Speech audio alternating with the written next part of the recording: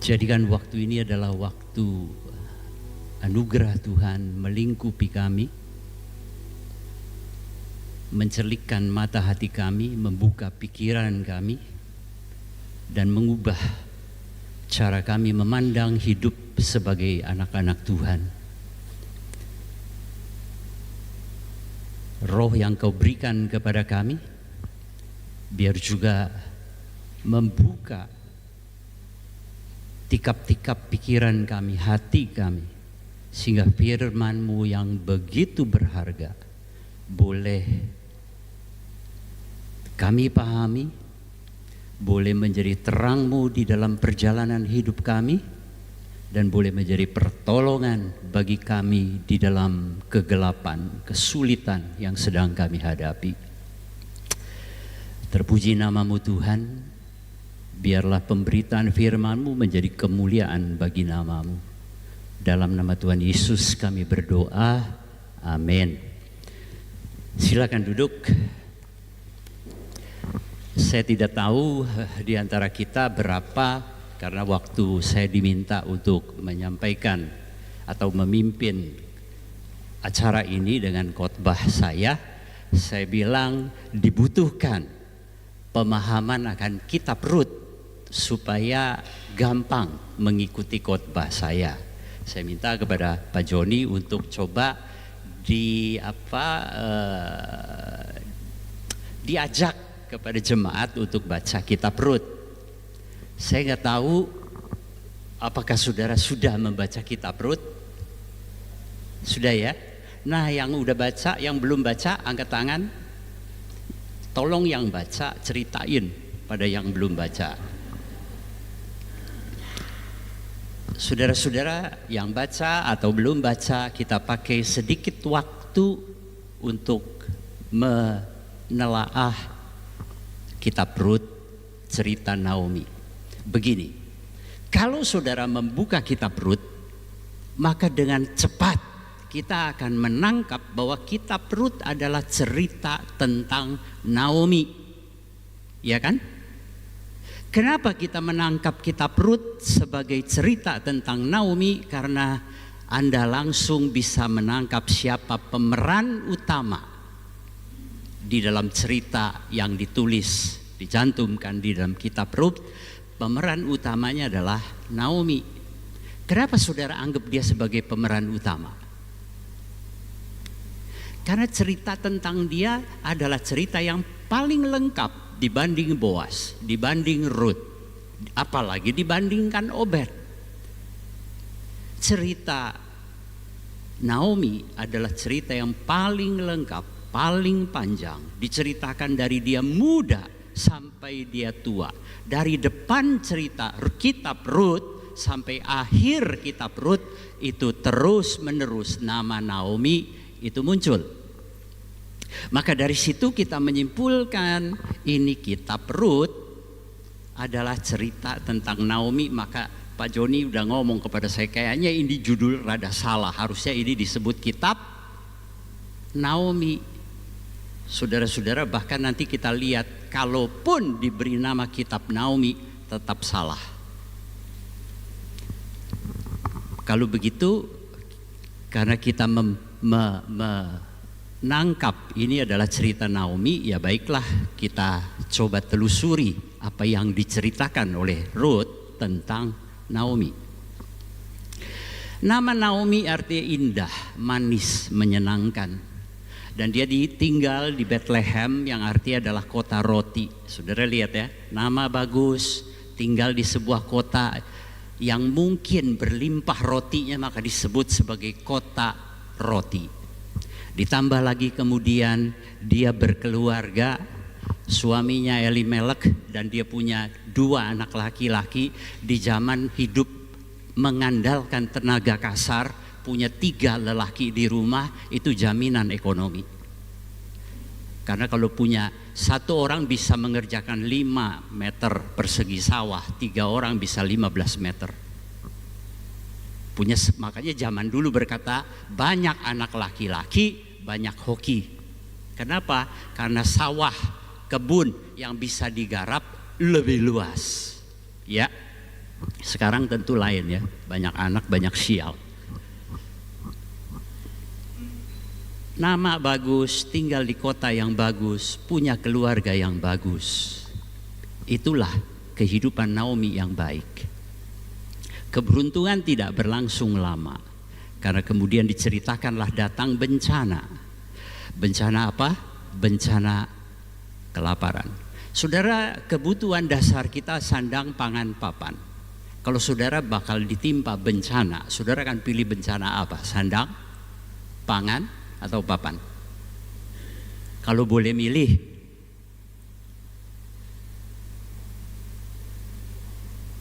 sandang boleh ditunda, Anda telanjang paling masuk angin. Papan boleh ditunda, pangan tidak boleh ditunda. Di kitab 2 Raja-Raja pasal 6 itu yang namanya bencana kelaparan digambarkan di kitab Raja-Raja. Itu sampai ibu makan anaknya sendiri. Kok tega? Orang kalau udah kelaparan, saudara-saudara, itu gelap mata. Iya. Itu yang terjadi, saudara-saudara, bencana terjadi, bencana kelaparan. 1 hari tahan, 2 hari tahan, 3 hari tahan. Sampai Elimelek memutuskan, lihat istrinya, lihat anaknya, dia berkata, kita harus cari tempat di mana kita bisa dapat makan. Dan saat itu rupanya satu-satunya tempat yang masih ada makanan itu Moab. Moab kalau kita pelajari adalah sebuah kota, sebuah negeri yang sangat Tuhan tidak berkenan. Sangat Tuhan tidak suka, dan Tuhan mau orang Israel tidak bergaul dengan Moab. Kenapa? Kalau saudara ingat waktu Israel meninggalkan Mesir, maka bangsa Moab mendengar. Apa yang didengar adalah bangsa ini jago perang. Maka kira-kira kalau dia sampai melintasi Moab, Moab akan habis. Maka diutuslah Bileam, si tukang sihir, untuk mengutuk Israel. Itu pengalaman, catatan pertama yang terjadi di dalam hubungan Israel dengan Moab. Kemudian juga ada catatan bergaullah orang-orang Israel dengan perempuan-perempuan Moab, dan itu yang membawa orang-orang Israel kemudian menyembah dewa Baal Peor, menimbulkan murka Tuhan yang besar kepada Israel, sampai ada sebuah perintah Tuhan, yaitu orang Moab tidak boleh masuk ke dalam jemaah Israel. Ini bangsa yang haram, jangan bergaul. Saudara-saudara, tetapi kalau sampai keluarga ini memutuskan pindah ke Moab, itu berarti sebuah keputusan yang sangat berat untuk diambil. Ditimbang baik-baik, pilihannya adalah pindah atau mati. Kita nggak punya pilihan lain. Dan betul, mereka pindah, saudara-saudara. Ketika pindah dan kita melihat keputusan itu ternyata tidak salah, ya. Keputusan itu sama sekali tidak salah, karena di kota itulah mereka kemudian dapat makan, membangun kembali kehidupan. Tetapi baru sebentar rasanya keputusan kita tepat. Apa yang terjadi? Lebih menyakitkan daripada bencana kelaparan. Naomi kehilangan suaminya. Tapi mungkin terhibur karena setelah Elimelek meninggal, anaknya menikah dengan 2 perempuan Moab, Ruth dan Orpah. Maka itu mungkin menghibur Naomi. Dia berpikir, hilang 1 dari rumah, dapat 2. Dan dia menunggu semoga dengan segera dapat menimang cucu, ya kan? Tapi daripada melahirkan cucu, malah 2 anaknya meninggal. Sekarang ada 3 orang yang dia cintai mati semua. Sampai bagi Naomi, Tuhan, tanganmu sedang teracung kepadaku. Saudara-saudara, saya baru mendengar cerita seorang ibu memelihara seekor anjing udah 15 tahun. Satu ketika ibu ini makan coklat, jatuh diterkam sama itu anjing. Hitungan menit ini anjing gelepar-gelepar, berbusa, mati. Anjing lo ya, 15 tahun dipelihara. Sejak hari itu ibu ini tetap keliling komplek rumah bawa tali yang biasa dia pakai untuk ikat anjingnya, membawa anjing ini jalan keliling komplek sambil berlinang air mata. Tiap hari dia lakukan. Di Bandung katanya ada seorang pengusaha kaya, tiap malam pergi ke sebuah restoran, memesan makanan sekitar untuk 5 orang. Dia datang sendiri, tapi dia pesan sekitar 5 porsi makanan untuk 5 orang. Dan sambil makan dia ngobrol, gak ada orang. Gila kah dia? Dan sisa makanan yang dia pesan dia gak pernah bawa pulang, dia bagikan kepada pelayan-pelayan restoran itu. Dan itu dilakukan tiap hari.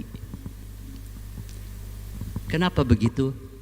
Dia gak bisa melepas istri dan anak-anaknya yang mati di dalam kecelakaan, sekaligus mati semua. Dia tetap lakukan ritual tiap malam seperti istri dan anaknya masih ada. Pesan makanan sambil bicara. Saudara-saudara, maka orang mengatakan di dalam hidup tidak ada kegetiran yang lebih menyakitkan daripada kehilangan orang yang kita cintai. Maka dari situlah kita nggak heran kalau Naomi kemudian menyimpulkan Tuhan sedang mengacungkan tangannya. Dan akhirnya dia memutuskan untuk pulang kembali ke Bethlehem. Kenapa? Kenapa dia memutuskan kembali ke Bethlehem? Karena hidup sudah terlalu getir di Moab. Moab hanya meninggalkan kenangan-kenangan yang menyakitkan. Seorang ibu pernah menunjuk pohon yang ada di rumahnya.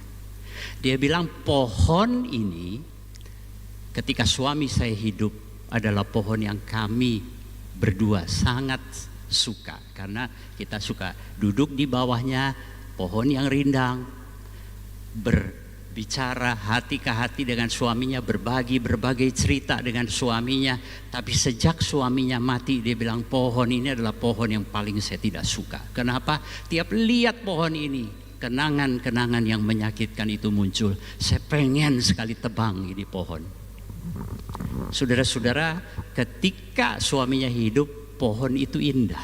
Tapi ketika suaminya pergi, pohon itu tidak lagi indah. Tiap lihat dia cuma melihat wajah suaminya, dia melihat kesakitan yang ada di dalam hatinya. Saya kira itu yang menyebabkan Naomi memutuskan, saya harus pulang. Saya tidak bisa tinggal terus di sini. Ketika satu rekan saya meninggal dunia, saya memberi nasihat kepada istrinya, ibu tinggalkan rumah ini. Kamu tidak akan tahan. Dia bilang, saya coba ya Pak Yohan. Rasanya saya bisa untuk terus tinggal di rumah ini. 3 bulan kemudian dia bilang, Pak Yohan saya betul pindah. Karena tiap sudut rumah ini, di situ saya lihat suami saya. Buka lemari baju, lihat baju suaminya. Lihat meja makan, lihat biasa makan berdua suaminya. Gak kuat saya Pak, dia pindah. Naomi memutuskan pindah karena terlalu sakit Moab itu. Dan kita makin paham, betul-betul paham berapa pahit getirnya hidup Naomi dari 4 tanda yang dia tunjukkan kepada kita. Tanda pertama adalah fisiknya berubah. Waktu dia tiba di Bethlehem, saudara bisa baca di pasal 1 ayat 19. Teman-teman yang masih ada di Bethlehem ngomong gini, Naomi kah itu? Apa betul itu Naomi? Saudara-saudara, karena apa? Dibilang bukan Naomi, kok kayak Naomi? Dibilang itu Naomi, kok kayak bukan Naomi? Kenapa? Terlalu banyak menangis. Hidupnya banyak stres. Kehilangan itu membuat dia tidak nafsu makan, tidak nafsu berdandan, kurang tidur, saudara-saudara. Sehingga waktu dia pulang dia kusam, dia kuyu, dia loyo, dia lusuh, dia tua, penuh dengan uban. Maka orang bilang kayak Naomi, tapi kok kayaknya bukan ya. Saudara-saudara, fisiknya memperlihatkan berapa menderitanya dia. Yang kedua di ayat 21 dia berkata begini, aku pergi dengan tangan yang penuh, pulang dengan tangan yang kosong. Saudara-saudara, itu bisa berarti kiasan. Aku pergi dengan penuh harapan, pulang dengan tidak lagi bawa harapan apa-apa. Aku pergi dengan semangat, pulang tidak bawa semangat apapun selain kehancuran. Aku pergi dengan penuh cinta, pulang dengan segala keketiran. Tapi juga bisa berarti hurufiah, saudara-saudara. Aku pergi dengan harta berlimpah, pulang tanpa harta apapun. Dan memang kalau kita terus baca kitab Rut kan kita lihat ya, saking miskinnya sehingga Rut harus cari gandum di pinggir jalan untuk bawa pulang, dimasak, dimakan bersama mertuanya. Itu tanda yang kedua yang kita lihat, susahnya hidup Naomi, kosong. Yang ketiga, penderitaan itu merubah pandangannya terhadap hidup. Waktu orang menyebut nama Naomi, dia dengar Naomi itu artinya manis, indah, menyenangkan. Dia bilang, Anda salah kalau memanggil namaku Naomi. Tidak cocok dengan realita hidup saya. Tidak ada yang manis dalam hidup ini, tidak ada yang indah dalam hidup ini, tidak ada yang menyenangkan di dalam hidup ini. Ganti panggil aku dengan Mara. Artinya apa? Ketir, getir, pahit. Saudara-saudara, hidup berubah di dalam mata Naomi. Hidup bukan keindahan, hidup bukan kesenangan, hidup adalah sebuah kegetiran. Dan tanda terakhir yang diperlihatkan dengan jelas kepada kita berapa hancurnya hati perempuan ini adalah berubahnya pandangan terhadap Tuhan. Fisiknya berubah, semangat dia berubah, pandangan hidupnya berubah, dan yang terakhir pandangan terhadap Allah juga berubah. Madam Teresa atau Bunda Teresa, saudara-saudara, penderitaan punya satu kemahiran, punya satu keahlian, adalah merubah cara kita memandang Tuhan. Bukan cuma cara kita memandang hidup, cara kita memandang Tuhan. Ibu Teresa atau Bunda Teresa itu kan ke Kalkuta untuk melayani orang-orang miskin di situ. Seorang Katolik. Bertahun-tahun pengalaman hidupnya menggendong bayi kelaparan sampai mati di pelukan dia. Bertahun-tahun dia melihat berbagai orang miskin dilayani, sakit, lapar, mati tanpa pertolongan. Dan yang saya juga pernah dengar adalah dia biasa sekali pagi-pagi bangun, mesti beradu cepat dengan anjing, buka tong-tong sampah. Untuk apa? Cari ada bayi nggak di dalam. Kalau telat, keburu dimakan anjing. Saudara-saudara, dengan kehidupan, bukan dia yang menderita, tapi dia melihat terlalu banyak penderitaan. Waktu dia mati, di dalam diarinya, saudara-saudara, tertulis begini, Tuhan, kalau kamu betul ada, maka saya minta maaf, ampuni saya. Karena doa-doaku itu seperti pisau yang ku maksudkan supaya bisa menembus, menusuk surga. Tapi yang terjadi adalah jiwaku sendiri yang menjadi berdarah-darah. Saudara, kalimat depannya aja, kalau betul engkau ada, aku minta ampun. Tapi kalau nggak ada ya sudah. Adoniram Judson umur 24 mengajak istrinya umur 23 pergi ke India untuk bermisi, padahal baru kawin 14 hari. Tapi yang dia terima, kemudian dia ditangkap, dianggap mata-mata. 2 tahun tiap hari cara dia tidur adalah kakinya digantung di atas, bahu menempel di tanah, yang penuh dengan kotoran manusia. Istrinya mesti tiap hari nganter makanan, padahal itu istrinya sedang hamil. Jatah makan yang begitu terbatas, tiap hari diantar buat suaminya. Dia makan seadanya. Pergumulan awal belum kuat, tapi makin hari Adoniram mulai bertanya, Tuhan di mana? Waktu dia bebas, saudara-saudara, dia bertemu dengan istrinya tidak lama dalam kondisi sakit, kemudian meninggal dunia. Dia punya anak, semuanya kemudian mati. Adoniram di dalam depresi yang berat, pergi ke tengah hutan, gali lubang kubur untuk dirinya sendiri. Dan dia menangis setiap hari di situ. Terus dia bilang, Tuhan itu apa? Tuhan adalah yang maha besar, yang tidak bisa aku tahu. Aku percaya dia, tapi saya tidak bisa menemukannya. Saudara-saudara, penderitaan mahir merubah pandangan kita tentang Tuhan. Apa yang terjadi pada Naomi lewat penderitaan yang bertubi-tubi yang dialami? Saudara-saudara, dia menyebut Tuhan 2 kali, ya. Dia menyebut Tuhan 2 kali dengan sebutan yang Maha Esa. Coba saudara lihat ayat 20, dia ngomong begini, ya. Gak usah buka Alkitabnya supaya jangan terputus konsentrasinya. Ayat 20 dia berkata begini, yang Maha Kuasa telah melakukan banyak yang pahit kepadaku. Disambung kemudian ayat 21, yang Maha Kuasa telah mendatangkan malapetaka kepadaku. 2 kali dia sebut Tuhan yang Maha Kuasa.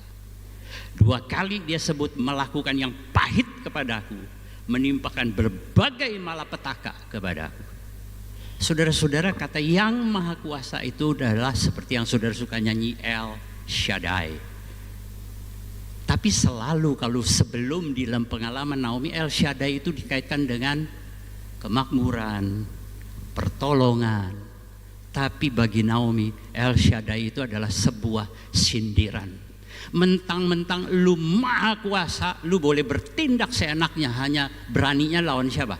Seorang wanita yang lemah, gak punya suami, gak punya anak. Lu beraninya cuma lawan seorang perempuan yang tidak berdaya. Ya, kau Maha Kuasa, tapi siapa lawan yang kau anggap aku sebagai musuh?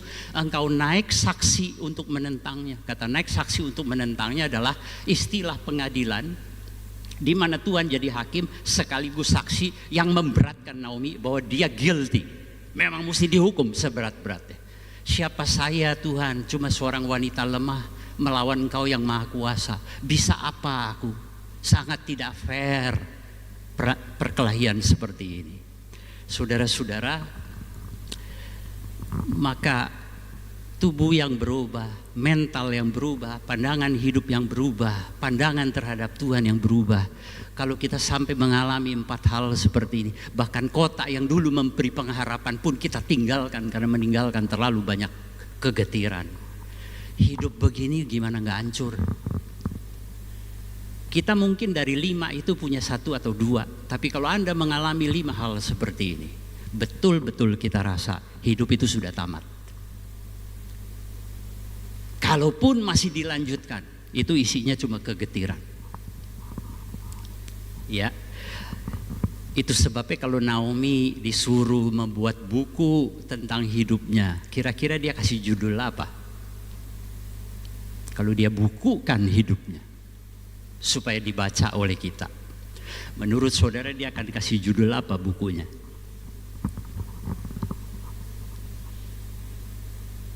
Kisah hidupku yang tragis mungkin, ya, atau seorang perempuan tua yang berkelahi dengan yang Maha Kuasa.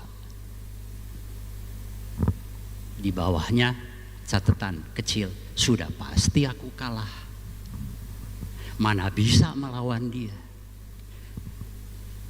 Nah, pertanyaannya adalah, benarkah begitu? Benarkah hidupnya tragis? Benarkah hidupnya nelangsa? Benarkah hidupnya cuma sebuah kegetiran? Waktu kita kemudian membaca kelanjutan kisah Naomi sampai pasal 4. Kita tahu akhirnya dia apa? Menggendong seorang cucu, ya. Betul ya? Menggendong seorang cucu. Tapi kalau waktu dia getir, waktu dia rasa kosong, waktu dia rasa Tuhan itu cuma sumber malapetaka dalam hidup saya, saudara bilang gini, Naomi jangan patah hati, satu hari nanti hidupmu dipulihkan, kamu akan punya cucu. Sekarang yang kamu perlukan nyanyilah, indah rencanamu Tuhan. Kira-kira dia akan ngomong apa sama kita? Saya sedang menulis sebuah buku yang diminta oleh seorang teman yang 20 tahun lalu bangkrut dan mau menghabisi hidupnya sendiri. Salah satu chapter di buku itu adalah judulnya Penghiburan yang Membunuh. Yaitu apa? Waktu orang bilang, aduh gak usah susah, pasti ada rencana Tuhan yang baik untukmu. Dia bilang, gue pengen gampar orang itu. Lu ngomong seenaknya, begitu mudah. Harta 15 tahun yang dia kumpulkan, habis dalam 2 bulan, masih lagi ada 5 kali. Jadi hutangnya itu 6 kali besar dari 15 tahun harta yang dia kumpulkan. Dia sudah bayar dengan jual semuanya, tapi masih hutang berapa? 5 kali lipat. Bagaimana bayarnya? Kalaupun dia bisa ngumpulin lagi, dia butuh 75 tahun untuk ngumpulin. Mana bisa, dia bilang. Saya sudah berpikir kalau begitu cuma satu jalan buat saya, mati. Buat apa lagi saya hidup? Nah saudara-saudara, banyak orang berkata, lu belum kayak Ayub, baru kehilangan harta, anak masih ada, istri masih ada. Sialan orang itu katanya, ngomong seenaknya. Saudara-saudara, bagi teman saya ini hidup tuh udah tamat, udah selesai, nggak ada lagi harapan. Pasti Naomi akan sangat sulit terima nasihat-nasihat rohani yang gampangan, ya. Banyak pertanyaan, banyak luka, banyak kemarahan kepada Tuhan, banyak kekecewaan kepada Tuhan. Rasa ditinggalkan oleh Tuhan, rasa dihianati oleh suaminya, dihianati oleh anaknya, bahkan dihianati oleh Tuhan. Semua tidak setia. Suami berjanji akan mencintai aku seumur hidup. Buktinya belum apa-apa, pergi duluan. Tuhan yang berjanji selalu akan menggenapi, buktinya menjadi sumber malapetaka di dalam hidup saya. Saudara-saudara, semua tuduhan ini apa benar? Baru memang perlu waktu bertahun-tahun, perlu ketekunan menunggu sampai dia tidak lagi bisa punya harapan. Waktu itu betul-betul saudara-saudara, Tuhan memulihkan hidup Naomi. Nah, waktu kalau saudara membaca kisah Naomi, itu Boas dan Ruth, ya, waktu dia kembali ke Bethlehem, seorang perempuan mantunya ikut yang namanya Ruth, ya kan? Dan ternyata lewat Ruth itulah alat yang Tuhan pakai memulihkan hidup Naomi. Karena Ruth kemudian bertemu dengan Boas, mereka menikah dan melahirkan seorang anak yang disebut namanya Obed. Nah, disinilah saudara perlu perhatikan. Waktu Obed lahir, perempuan-perempuan Bethlehem mengatakan di ayat 14 pasal 4, terpujilah Tuhan. Tapi di ayat yang ke-17 mereka bilang begini, perempuan-perempuan Bethlehem ini kemudian melanjutkan setelah berkata terpujilah Tuhan, mereka ngomong seorang anak laki-laki telah lahir bagi Naomi. Loh, ini yang lahirin siapa? Ruth. Tapi kenapa disebut anak Naomi? Seorang anak laki-laki dilahirkan bagi, bukan Ruth, bagi Naomi. Kenapa? Karena yang pertama saudara-saudara, garis keturunan Elimelek itu akan dilanjutkan. Tangan yang kosong sekarang memiliki seorang bayi. Sebuah permulaan yang baru. Sukacita yang hilang sekarang sudah Tuhan pulihkan. Nah, kalau sampai di sini ceritanya, maka kita melihat akhirnya Naomi mengerti, Tuhan, semua kepahitan, semua tanda tanya, kebingungan, kemarahanku, karena aku kurang sabar menunggu waktumu. Itu sebabnya lagu Indah Rencanamu Tuhan itu ada perbedaan waktu ya. Dulu ku tak tahu Tuhan, berat ku rasakan, hati menderita dan tak berdaya hadapi semua. Tapi sekarang ku melihat, ku mengerti sekarang, ku melihat, ku merasakan indah rencanamu. Kan gitu. Akhirnya dia tutup hidupnya dengan sukacita yang baru. Lagi balik ke Pak Joni. Pak Joni menganggap kisah, ini kan dua judul khotbah kita, judul renungan kita malam ini adalah dua kisah kehidupan, dua narasi kehidupan. Bagi Pak Joni waktu itu dia menulis begini, jadi narasi hidup pertama adalah berbagai kepahitan, kesusahan, malapetaka, bencana, kematian, kehilangan, itu narasi pertama. Narasi kedua adalah waktu Tuhan memberikan pemulihan. Bertahun-tahun kemudian yang tidak bisa dilihat oleh Naomi, tidak bisa dimengerti oleh Naomi, tidak bisa dia percaya ketika dia ada di dalam kisah yang pertama. Tapi waktu dia alami kemudian dia berkata, tapi ku mengerti sekarang Tuhan, ku melihat, ku merasa indah rencanamu. Itu narasi kedua. Sekarang saya tanya ya, menurut Bapak Ibu itu narasi dua atau kisah yang sama bagian kedua?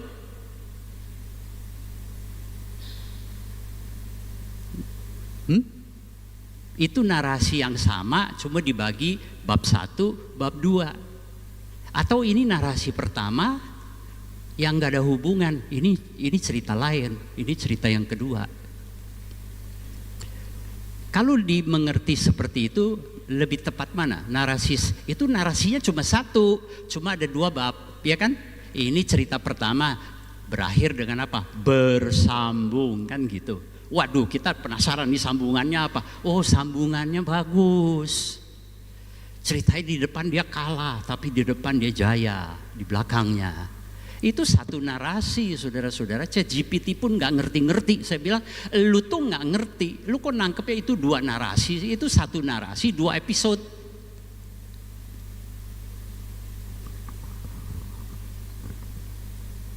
Dan ini yang saya mau katakan. Ketika kita berkata kalau begini pelajaran rohaninya apa? Dan itu khotbah yang sering saudara dan saya dengar. Apapun penderitaan saudara, apapun kesusahan saudara, apapun kebingungan saudara, apapun perasaan saudara terhadap Tuhan, jangan dulu dianggap final karena Tuhan belum selesai menulis kisahmu. Dulu kamu tidak mengerti. Dulu kamu merasa berat, dulu kamu merasa itu beban tidak mungkin kupikul. Tunggu dengan sabar, tekunlah, Tuhan tidak ingkar. Sampai waktunya tiba, dia akan genapi janjinya. Waktu itu engkau akan berkata, sekarang ku mengerti Tuhan, indah rencanamu. Kalau itu pengajaran rohaninya, saya kok mau bilang, dangkal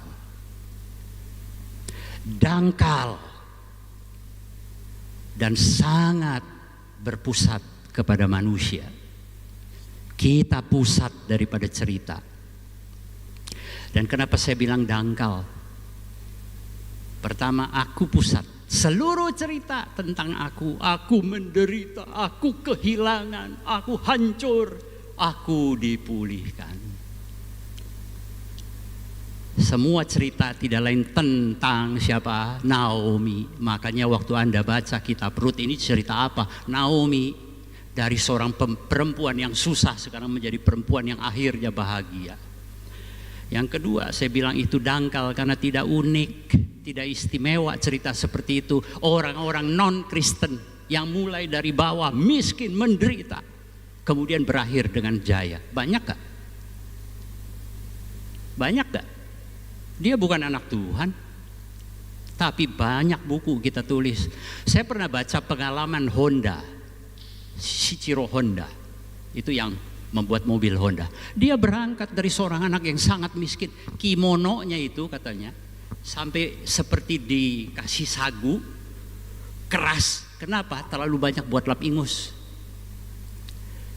Tapi bagaimana anak ini berangkat, makin lama makin tinggi, makin lama makin tinggi. Waktu dia mulai usaha pertama bikin motor bebek, jual onderdil ke Toyota. Tapi naik terus sampai sekarang siapa di dunia ini nggak kenal Honda?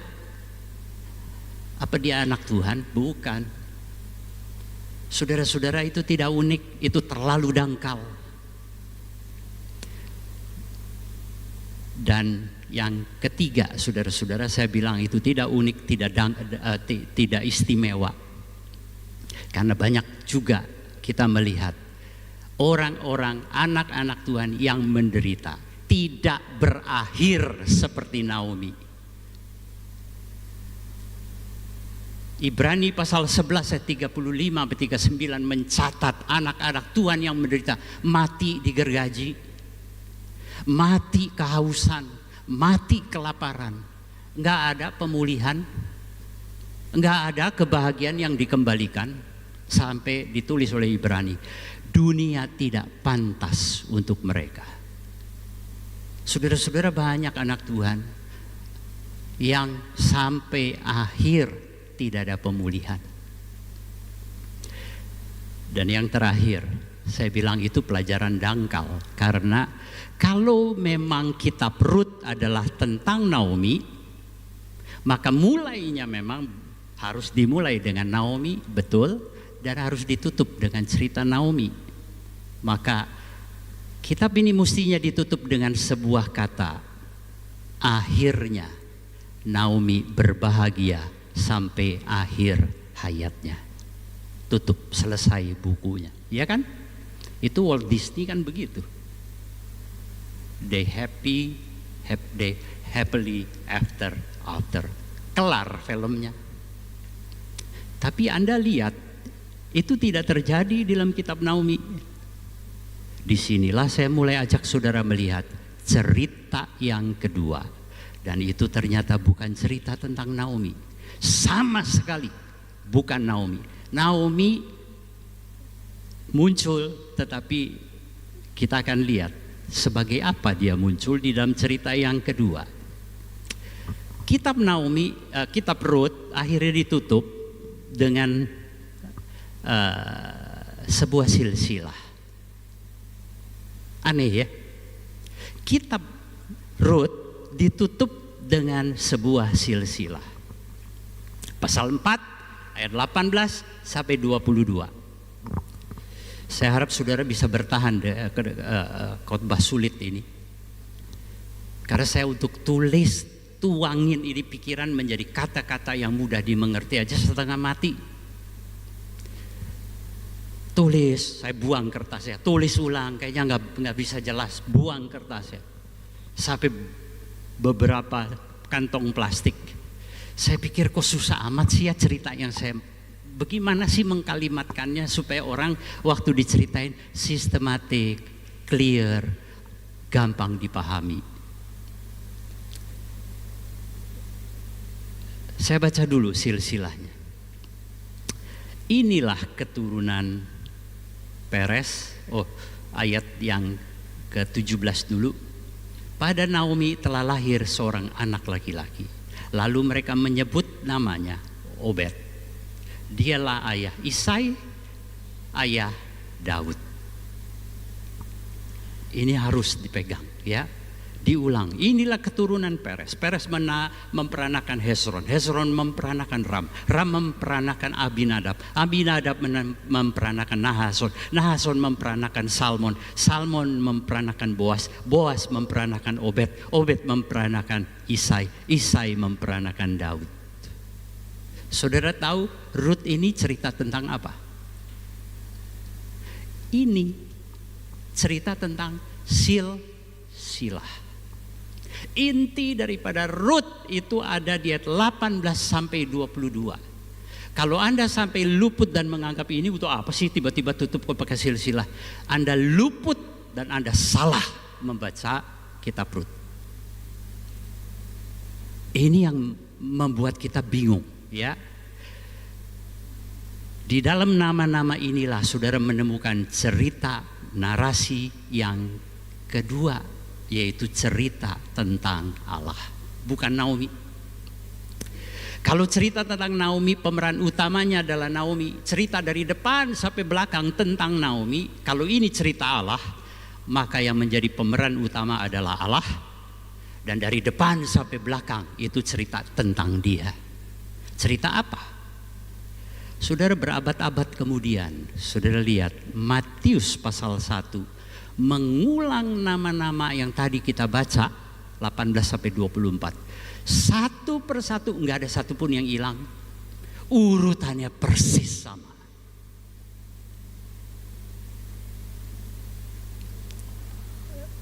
Peres melahirkan siapa? Obed melahirkan Isai. Isai melahirkan Daud. Daud melahirkan siapa? Siapa? Berakhir sampai pada siapa?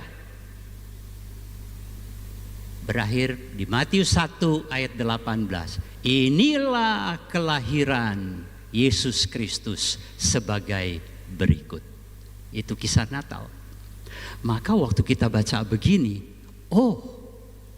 Rut tidak lain adalah kisah Allah, bagaimana Dia bergerak, bagaimana Dia bekerja, bagaimana Dia menggenapi rencana penebusan melalui keturunan Daud yang bernama Yesus Kristus. Maka kalau betul ini adalah cerita tentang Allah, bagaimana Dia menggenapi rencana penebusannya melalui Kristus sebagai keturunan Daud, maka kitab Rut harus kita baca dari depan sampai belakang, itu cerita tentang Tuhan. Ya. Dia mesti muncul dari halaman pertama sampai halaman terakhir. Baru saya bisa bilang, ini buku tentang Tuhan, bukan tentang Rut, bukan tentang juga Naomi, bukan tentang Daud, bukan tentang Obed. Ini tentang Tuhan. Bergeraknya Dia, menggenapi apa yang Dia mau. Saudara-saudara, maka itu ya, pertama.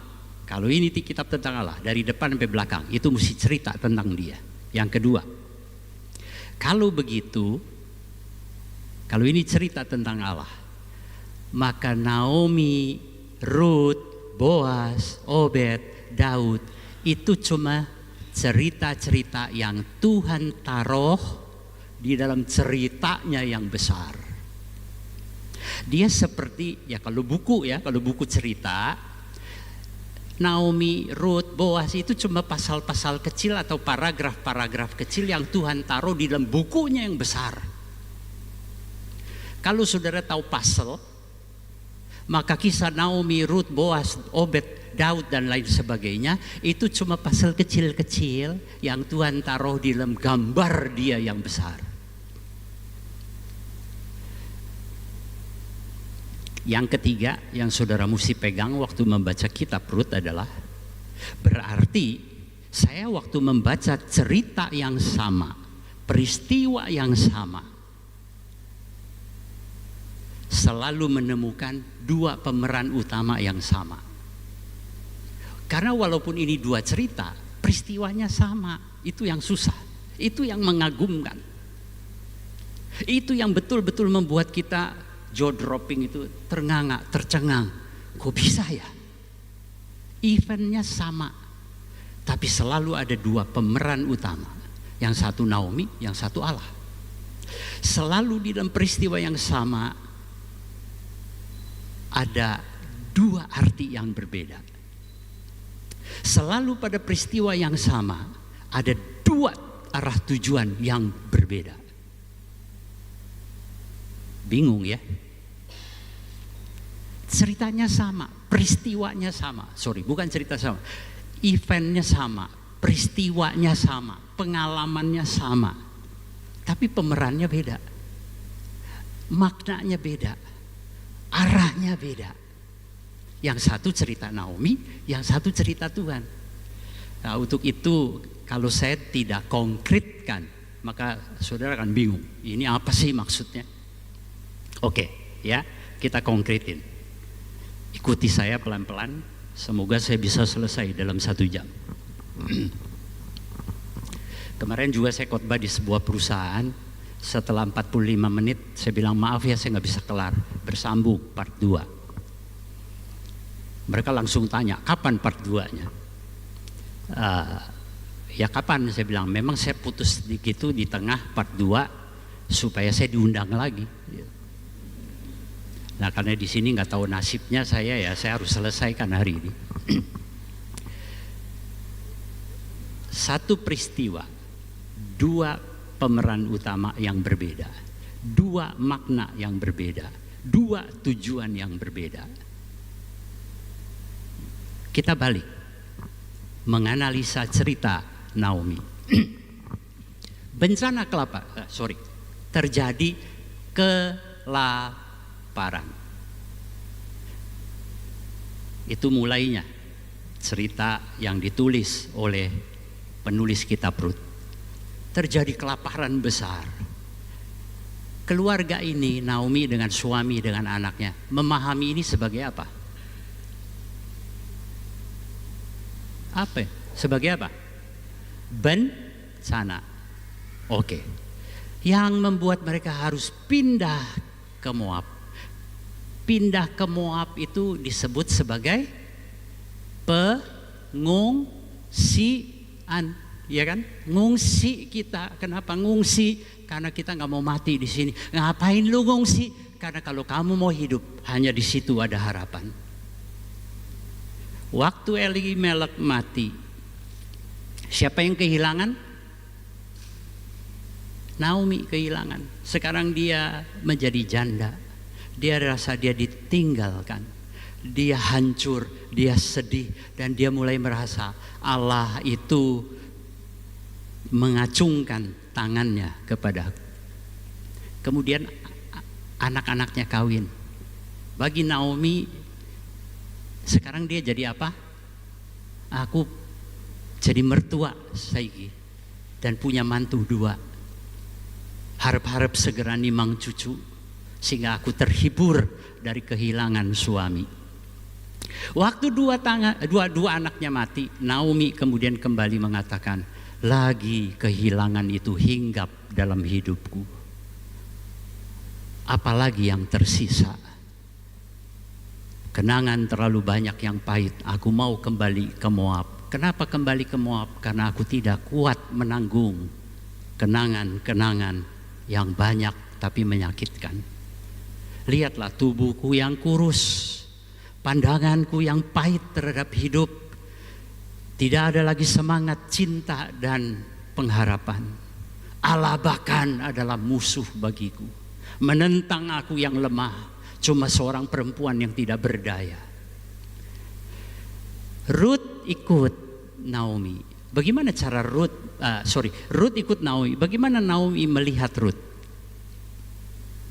Bagaimana dia memaknai Rut bilang, tempat kau pergi, aku pergi. Allah yang kau sembah akan juga jadi Allahku. Dibujuk-bujuk tinggalkan aku. Orpa akhirnya nyerah pergi. Rut tidak. Dimanapun kau melangkah, aku ikut. Dimanapun kau menyembah Tuhan, aku ikut. Bagi Naomi ini apa ini? Mantu yang baik, mantu yang setia, mantu yang cinta mertua. Enggak kayak Tuhan tuh.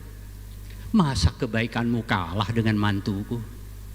Pandangan terhadap Tuhan, bagaimana Tuhan? Itu ditentukan oleh Naomi berdasarkan Bagaimana cara dia? Tuhan itu siapa? Oh iya, sumber malapetaka. Tuhan itu siapa? Saksi yang memberatkan. Tuhan itu siapa? Itu yang mengacungkan jariku bahwa ini nih anak kudu dipunahkan dari bumi. Saudara-saudara, dari keadaan hidup dia membaca siapa itu Tuhan. Akhirnya Boas ketemu Rut dan menikah. Bagi Naomi, Boas itu kan memang wajib menebus Naomi. Dan akhirnya waktu Obed dilahirkan, Naomi berkata, akhirnya saya dapat cucu, Tuhan baik memulihkan kembali hidup saya. Betul ya? Itu cerita Naomi. Sekarang waktu kita lihat kalau itu cerita Tuhan, saudara lihat ya, kita coba dengan satu statement begini. Tuhan mau lewat Boas dan Rut, sampai 2 kali diulang, Tuhan mau lewat Boas dan Rut lahir Obed, lewat Obed lahir Isai, lewat Isai lahir Daud. Dan Matius 1 ayat 1, inilah silsilah Yesus Kristus anak Daud. Ya, bagaimana cara Tuhan penuhi itu? Aku mau Rut dengan Boas melahirkan Obed, Obed melahirkan Isai, Isai melahirkan Daud, Daud kemudian lahir dan Yesus harus jadi keturunan Daud. Ini kisahku, bagaimana aku genapi itu, bagaimana aku bekerja, bagaimana aku bergerak, bagaimana aku memakai alam semesta untuk apa yang aku kehendaki. Saudara-saudara, bagaimana coba? Apa yang Tuhan mesti kerjakan? Maka saudara mulai lihat kelaparan di Bethlehem. Cuma ada Moab yang ada makanan, sehingga mereka mesti pindah. Berarti apa itu? Bencana itu alat supaya ini keluarga pergi ke Moab. Terus kita tanya, emang kenapa mesti ke Moab? Karena Rut ada di situ. Kalian harus, bencana ini tidak datang dariku, tetapi ini pasti alat buat yang aku pakai sehingga kau harus pindah ke Moab. Kenapa mesti ke Moab? Rut ada di situ. Oke, pindah ke situ ya. Dan tidak ada pergaulan dengan Rut. Elimelek mati dan akhirnya 2 anak ini kawin. Salah satunya Rut. Kenapa Rut mesti dikawin? Jodoh, percintaan. Rut harus menikah dengan keluarga Yahudi ini supaya dia masuk ke dalam lingkungan Yahudi. Mulai lebih dekat. Setelah itu 2 anak Naomi mati. Kenapa mesti mati? Apa saudara pikir kalau 2 orang ini hidup, mereka balik gak ke Bethlehem? Balik gak? Gak balik. Karena kelihatan mula-mula cuma hinggap di Moab untuk membangun kehidupan sementara, akhirnya kawin dan berharap punya anak. Kalau udah punya anak, punya ini, udah sekolah di Moab ya, udah dapat kerja di Moab, udah berkembang karir di Moab, mana pikir pulang ke Bethlehem. Maka 2 ini mati. Bikin getir itu si Naomi. Saya pulang aja dah, kembali ke Bethlehem. 2 ini mati membuat Naomi memutuskan pulang. Kenapa mesti pulang ke Bethlehem? Karena Boas ada di Bethlehem. Kalau dia kagak pulang, ya Rut udah ditangkap nih. Di dalam silsilah, saudara lihat, setelah Tamar, perempuan kedua dari bangsa kafir masuk dalam silsilah yang Allah mau, itu Rut. Kenapa mesti balik ke Bethlehem? Karena Boas ada di sana. Kenapa dia mesti tangan kosong? Salah satu nggak ada makanan, supaya Rut kemudian mencari makanan di pinggir jalan, dan itu ladangnya siapa? Ladangnya siapa? Kebetulankah itu? Itu ladangnya Boas. Diajari nama Naomi, gini caranya dekati Boas. Sampai berbagai halangan lewat, Boas menikah dengan Rut. Menikah buat apa? Ya kan saling sayang ya, akhirnya kita memutuskan komitmen seumur hidup. Betul? Itu alat tangan Tuhan untuk apa? Melahirkan Obed. Waktu Obed lahir, saudara-saudara, Naomi memaknai itu, gue dapat cucu. Betul gak? Kata Tuhan, ya betul lu dapat cucu. Tapi itu alatku untuk apa? Melahirkan Isai. Isai untuk apa? Melahirkan Daud. Daud untuk apa? Karena Yesus Kristus, rencana penebusanku bagi dunia ini harus melalui keturunan Daud. Nah, saudara-saudara, waktu kita lihat itu semua, maka mau Naomi, mau Rut, mau Boaz, mau bencana, semua itu adalah Tuhan pakai di dalam cerita tentang dia. Sampai di sini saya mau berkata begini, pemahaman tentang dua kisah di dalam kitab Rut itu bukan supaya saudara punya pengetahuan baru, bukan, tetapi supaya saudara dan saya punya cara yang baru menyikapi pengalaman hidup kita pribadi. Contohnya seperti apa? Kalau hidup ini, saudara, adalah kisah tentang Naomi, kalau hidup kita ini adalah hidup yang saya bilang ini kisah tentang Yohan, kisah tentang Pak Sur, kisah tentang Pak Joni, kisah tentang Bu Kim Suan, kisah tentang Pak Bun Beng, maka saudara-saudara, kita akan mengukur Tuhan, apakah Tuhan baik atau tidak baik. Saudara lihat ukurannya dari mana? Karena waktu itu adalah kisah hidupku, maka saya cuma mau hidup saya baik, hidup saya sejahtera, rencanaku tercapai. Saya ingin berhasil. Dan Tuhan nanti bagaimana saya nilai? Kenapa Naomi bilang Tuhan gak baik? Dari mana dia nilai Tuhan gak baik? Dari hidupnya, betul gak? Waktu ngasih cucu, Tuhan baik, terpujilah Tuhan. Waktu Tuhan ambil dua anaknya, ambil suaminya, biang kerok malapetaka, mengacungkan, naik saksi melawan aku, beraninya cuma lawan perempuan lu. Saudara-saudara, hidup menentukan bagaimana Tuhan dia baca. Karena kalau hidup ini adalah kisahku, Tuhan itu adalah bagian dari hidup saya. Yang saya akan tentukan baik atau tidak baiknya, berapa banyak sumbangsihmu di dalam hidupku. Bosnya siapa? Hakimnya siapa? Saya. Waktu menghadapi kesusahan, Tuhan, kok gak dengar doa saya? Tuhan, kok tidak memenuhi janjimu kepada saya? Tapi kalau saudara lihat hidup kita pada waktu yang sama, ada kisah Tuhan, pemeran utamanya adalah Tuhan. Maka pertanyaannya jadi berbeda. Siapa yang menjadi bagian? Kalau tadi Tuhan jadi bagian di dalam hidup saya, ketika ini kisah Tuhan, seperti Naomi, seperti Boaz, kita tuh bagian kecil di dalam kisahnya Tuhan. Tuhan memakai dengan belas kasih dan anugerahnya. Ceritamu jangan anggap kecil ya. Aku mau pakai itu di dalam kisah penebusanku. Naomi, Ruth, jangan anggap hidupmu tidak berharga, sepele. Itu gambar kecil yang kalau saudara pernah main puzzle hilang satu, kita suka gak? Cuma hilang satu, rasanya gak komplit. Tuhan bilang tanpa ceritamu, gambarku yang besar ini jadi gak komplit loh. Kamu ada gunanya, kamu bermanfaat di dalam rencanaku. Dan itu juga yang menyebabkan saudara-saudara ketika kita mengalami misalnya kepahitan.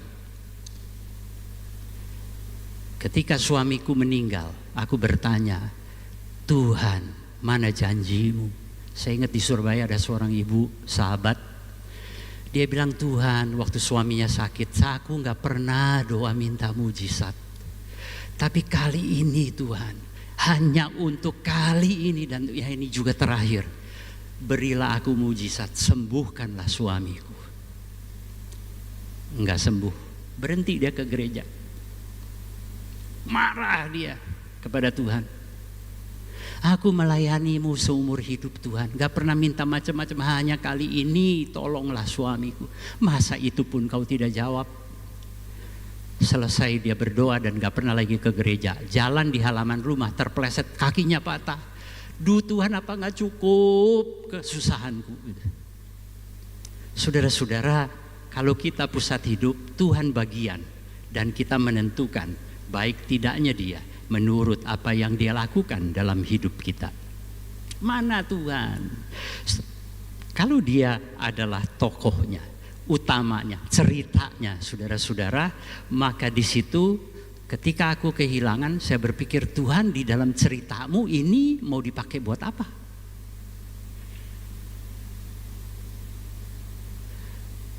Waktu aku pindah dari Solo ke Jakarta, karena Solo sepi dagang, saya bertanya, Tuhan, di dalam ceritamu ini di mana tempatnya? Mau kamu pakai buat apa ini? Waktu anak saya meninggal dunia, saya bertanya, Tuhan, kesedihan kehilangan yang begini besar, apa iya bisa kau pakai? Kalau 2 anak Naomi enggak mati, apa yang Tuhan tidak, tanda kutip ya, tidak bisa Tuhan capai? Membawa Ruth ke Bethlehem. Betul gak? Itu kan kita berandai-andai, Tuhan gak pernah gagal. Dia tahu bagaimana memakai setiap part dalam hidup kita. Maka pertanyaan kita jadi terbalik. Tuhan, di dalam kisahmu, peristiwa yang aku alami ini, itu partnya di mana? Di mana kau tempatkan? Di mana kau pakai? Di mana itu bermanfaat di dalam kau menggenapi rencana besarmu? Jadi begitu pertanyaannya. Yang kedua, saya tanya pada saudara-saudara dengan 2 pertanyaan. Di manakah dalam pengalaman Naomi yang sia-sia? Di manakah di dalam pengalaman Naomi yang gak ada Tuhan? Waktu dia pindah karena bencana dari Bethlehem ke Moab, sia-sia gak itu di tangan Tuhan? Sia-sia gak? Sia-sia gak? Enggak. Itu alatku supaya engkau ketemu dengan Ruth. Waktu kemudian di Moab 2 anaknya menikah dengan Orpa dan Ruth, sia-sia. Waktu 2 anaknya mati, sia-sia. Tuhan pergi, malapetaka. Enggak sia-sia. Tuhan bilang itu semua alat di tanganku, saudara-saudara. Air matamu, rasa kehilanganmu, rasa kegagalanmu, rasa sakitmu, rasa yang kau tuduhkan kepadaku sebagai sumber malapetaka, tidak satu pun yang tidak kupakai untuk menggenapi kisah penebusan yang mau kucapai di dalam Kristus. Ada nggak yang sia-sia? Coba saudara tunjukin kepada saya. Ada nggak yang sia-sia? Bahkan yang paling sedih di dalam hidup Naomi, sia-sia nggak? Di dalam cerita Tuhan, nggak sia-sia. Itu semua dipakai oleh Tuhan. Dan yang terakhir, saudara-saudara, bahkan perlawanan kita kepada Tuhan, ketidaktaatan kita kepada Tuhan, itu juga nggak sia-sia. Ini poin saya terakhir. Ketidaktaatanku, kesuamanku, kejatuhanku, kelemahanku, itu pun tidak sia-sia. Bagaimana orang Israel bisa dapat raja? Bagaimana? Selama ini Tuhanlah yang memimpin. Ini negeri teokratis. Tuhan pemimpin tertinggi. Bagaimana caranya sampai akhirnya Israel punya raja? Siapa yang tahu? Gimana ceritanya sampai Israel kok dipimpin oleh raja?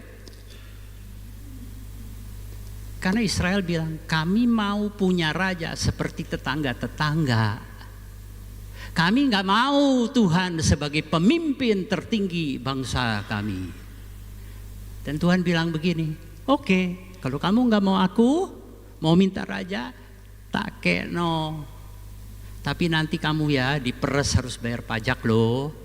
Nanti ya rajamu nanti ada yang nggak bijaksana loh.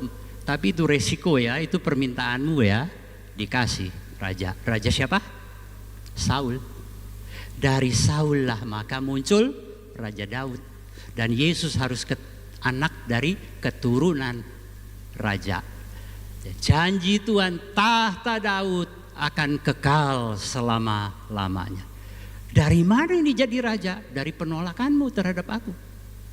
Itu ku pakai jadi kisahku, menjadi alatku, menjadi penggenapan di dalam rencana aku. Jadi waktu Pak John bilang, ini kalau lagi pada suam gimana mengobarkan? Gak usah dikobarkan, asal Anda tahu Anda juga sedang dipakai dalam kesuaman, di dalam kelemahanmu, kejatuhanmu. Itu penghiburan. Sehingga saudara-saudara, ketika kita bisa lihat hidup saya adalah kisahnya Tuhan, saya part daripada kisahnya Tuhan. Dia bukan part 2, the same story but part 2 yang menyempurnakan part 1. No, it's a very totally radical different story. Saya tanya begini, Naomi tahu nggak second story ini? Oh, ternyata ke Moab itu Tuhan pakai. Dia lagi gunakan. Oh, suami mati, 2 anak mati. Oh, ternyata dia lagi pakai supaya Ruth sampai ketemu Boas. Ruth disuruh cari makanan. Oh, itu Tuhan lagi pakai supaya ketemu Boas. Lahir Obed. Oh, anak inilah yang sebetulnya nanti Tuhan pakai melahirkan Isai, melahirkan Daud. Naomi tahu gak? Tahu gak? Nggak tahu. Kita nggak tahu saudara-saudara di mana part kita sedang dipakai oleh Tuhan. Kita nggak tahu, tetapi itu tidak masalah bagi Tuhan. Cuma firman Tuhan memberitahu kepada kita, itu lagi Tuhan kerjain. Artinya apa? Lu nggak tahu nggak penting, tapi lu mesti tahu itu yang sedang aku kerjakan dalam hidupmu. Prinsip itu aja yang kita pegang. Dan itu juga lah yang kemudian membuat kita memahami lebih dalam apa arti kalimat Tuhan pakailah hidupku. Betul ya? Apa artinya pakailah hidupku? Apakah cuma waktu Anda berkobar? Apakah hanya pada waktu Anda sehat? Lagu apa sih itu? Nanti kalau aku udah lemah, udah gak bisa. Hidup ini adalah kesempatan. Nanti kalau udah loyo, udah gak bisa apa, aku udah gak bisa dipakai oleh Tuhan. Bego itu, nyanyi begitu. Karena waktu engkau lemah, waktu engkau kehilangan tenagamu, waktu engkau kehilangan ketajaman otakmu, waktu engkau kehilangan segala sesuatu hartamu, kamu bilang seperti Naomi, pergi kok tangan penuh, pulang tangan kosong. Pergi semangat tinggi, pulang habislah semangatku. Lihatlah tubuhku, lihatlah apa yang kupunya sekarang.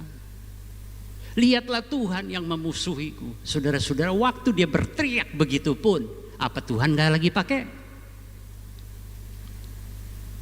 Itulah artinya Tuhan pakailah hidupku seluruhnya. Waktu aku kaya, waktu aku lemah, waktu aku kuat, waktu aku berkobar, waktu aku jatuh, waktu aku nampak tidak berguna, waktu kurasa engkau dekat, waktu engkau kurasa jauh meninggalkan aku, waktu engkau adalah sumber berkat dalam hidupku, waktu engkau kulihat sebagai sumber malapetaka dalam hidupku. Semua dibungkus dalam satu kata. Tuhan bilang, enggak secuil pun, enggak sedetik pun pengalamanmu yang tidak kupakai dalam kisahku. Itu artinya Tuhan pakailah hidupku. Pak John lagi ya, karena dia yang kontak saya. Ayo Pak Yohan, ini lagi pada suam-suam. Yuk coba dipikirin, dikotbahin supaya bangun. Aku bilang begini, emang lu pikir gua kagak suam? Bagaimana orang yang suam disuruh membangunkan orang-orang suam, kecuali menambah kesuaman Anda. Tapi waktu aku mengerti firman ini, saya tahu Tuhan, saya tidak perlu menunggu sampai aku bangun lagi baru engkau pakai. Saat aku jatuh dalam kelemahan, saat aku suam, engkau pun sedang memakai aku. Firman ini kalau enggak di dalam kesuaman saya enggak dapat, saudara-saudara. Dan enggak melihat indahnya. Dan enggak melihat Tuhan sedang menghibur saya. Itu sebabnya saudara-saudara, kalau begitu yuk, satu kalimat terakhir. Udah lebih dari 1 jam. Artinya Ketika saya bilang, Tuhan ini ku persembahkan kepadamu. Boleh nggak Naomi berkata, Tuhan kehilangan anak 2 yang saya cinta. Aku persembahkan kepadamu untuk engkau pakai. Tuhan meninggalkan Bethlehem karena bencana. Bolehkah aku persembahkan untuk engkau pakai? Boleh nggak? Boleh nggak? Tuhan di dalam kesuamanku aku persembahkan supaya engkau pakai. Boleh saudara-saudara. Maka itulah baru kita bisa bilang, persembahkanlah hidupmu. Kalau hidup kita entar suam, entar kobar, entar suam, entar kobar. Kita ngomong sama Tuhan, Tuhan ini ku persembahkan hidupku, tolong diseleksi yang berkobar-kobar aja ya. Akhirnya kita nggak bisa saudara berkata, pakailah hidupku. Ku persembahkan hidupku. Kecuali kita paham, semua Naomi, Ruth, Boaz, Obed itu cuma puzzle-puzzle, paragraf-paragraf kecil yang Tuhan pakai untuk membangun, melengkapi dan menyempurnakan kisahnya. Itu hidup saudara dan hidup saya. Tuhan berkisah lewat hidup kita. Kita berdoa.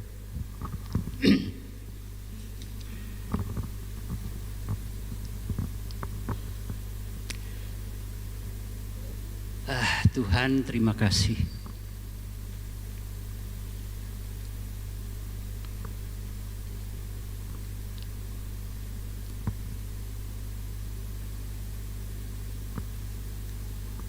Tidak ada hidup yang terlalu sepele.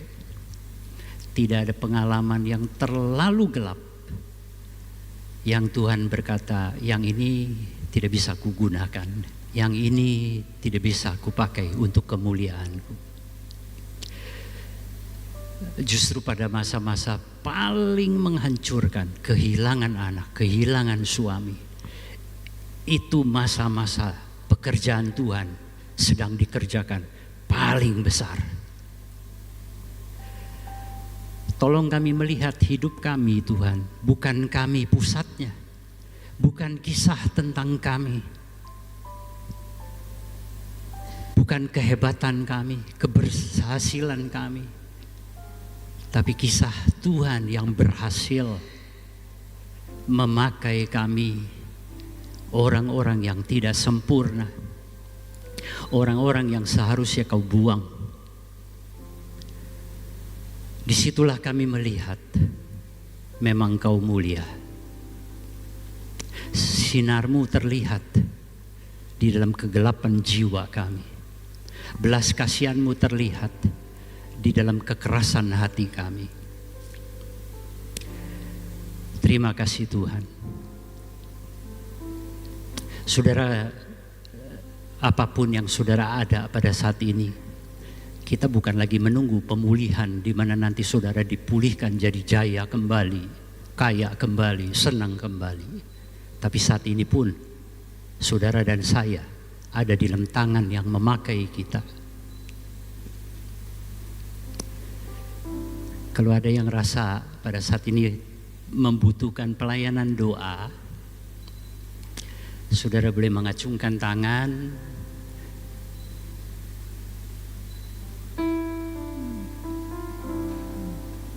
Supaya nanti teman-teman boleh mengajak dan melayani saudara di dalam doa. Ada?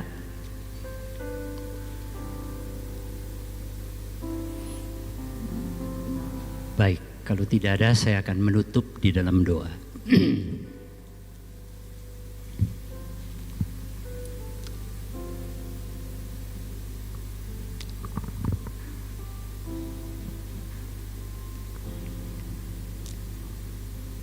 Tuhan, indah rencanamu bukan atas hidup kami belaka, bahkan sampai kami mati tanpa pernah kami mengerti pun indah rencanamu. Bahkan sampai mati kalau tidak ada pemulihan, indah rencanamu. Karena kami menjadi berharga Tuhan bukan karena pencapaian kami, bukan karena hebat dan pintarnya kami. kami berharga karena sebuah hidup yang begitu sederhana dan berdosa Tuhan hargai, Tuhan angkat, Tuhan muliakan, sehingga boleh jadi bagian di dalam kisah-Mu, sehingga boleh menjadi sebuah alat menggenapi kemauan, kehendak, rencana-Mu yang agung itu. Itu sebabnya kami berkata, siapakah kami Tuhan, sehingga boleh ada di dalam gambar besar-Mu, di dalam cerita-Mu, di dalam narasi tentang-Mu. Itu kemuliaan bagi kami.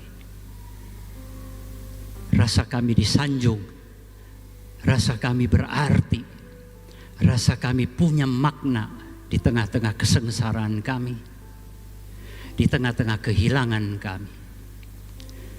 Sekalipun itu tetap menimbulkan rasa sakit, menimbulkan kesedihan, tapi kami menemukan makna yang baru di balik air mata kami.